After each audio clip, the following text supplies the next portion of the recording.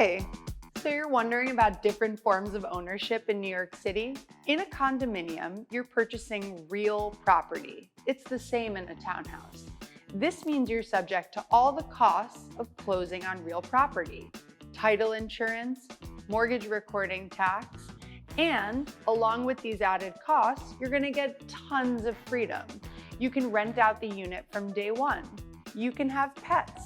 It's much easier to do renovations. Basically, it's the same as a co-op, but there's less that your board can say and do about how you use it.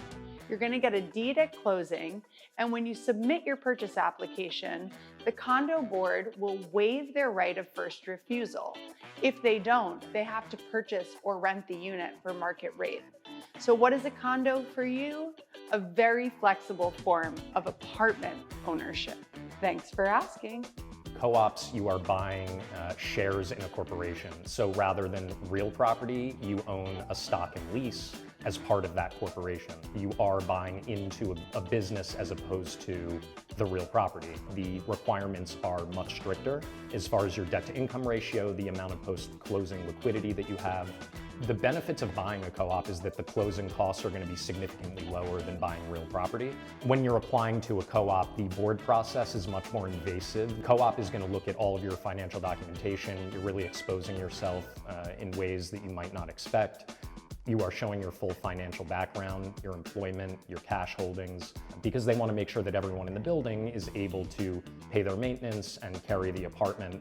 Shares in your apartment are typically based on the amount of square footage. They can be influenced by the height of your floor. There are many different things that can influence the amount of shares you have in a co-op, but they all tend to be equal to the amount of space that you have in your apartment.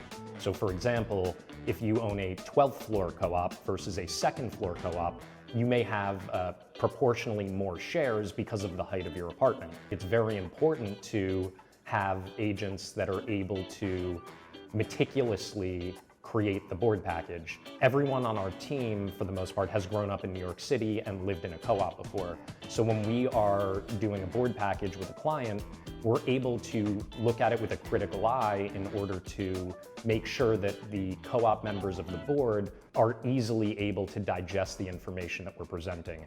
That includes putting all of the documents in order, making financial keys, pointing to where the money is. When you're able to do that, approvals are much easier to come by. So when you present something well, it is much easier to get co-op approval. This is a beautiful townhouse. Townhouses and condominiums are real property. You actually own your piece of the rock. With a townhouse, the beauty is this: you have no one to answer to. You can do whatever you want.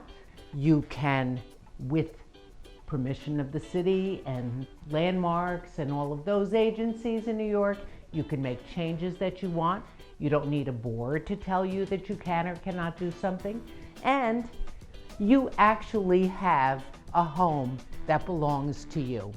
You pay taxes and you're able to do what you would do in a condo or a co-op in terms of paying a maintenance charge, and that covers your percentage of ownership in a building.